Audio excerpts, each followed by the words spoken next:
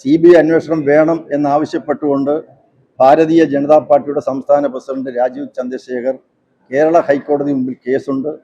അത് ഫയൽ സ്വീകരിച്ചിട്ടുണ്ട്, നോട്ടീസ് പോയിട്ടുണ്ട്.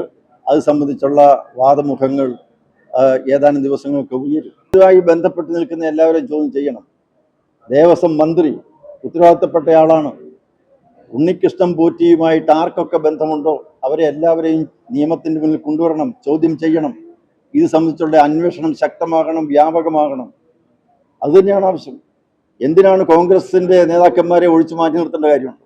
അടൂർ പ്രകാശിനെയും അതുപോലെ തന്നെ സോണിയാഗാന്ധിയിലേക്കും ഒക്കെ എത്തി നിൽക്കുന്ന ഈ ഒരു കേസ് അന്വേഷണം തീർച്ചയായിട്ടും അത് സമഗ്രമാകണം, അത് കൂടുതൽ വ്യാപകമാകണം. എന്തൊക്കെയോ ദുരൂഹതകൾ ഉണ്ട്. ചില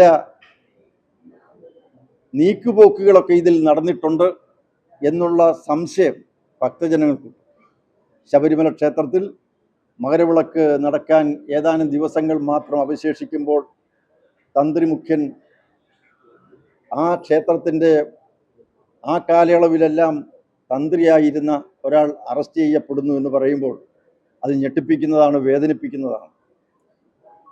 ആ കുറ്റം അദ്ദേഹം ചെയ്തിട്ടുണ്ടോ ഇല്ലയോ എന്നുള്ളതിനെ സംബന്ധിച്ച് ഉള്ള നിരപരാധിത്വം തെളിയിക്കാൻ അദ്ദേഹത്തിനും ചുമതലയുണ്ട്, അതിനുള്ള അവസരങ്ങളുണ്ട്.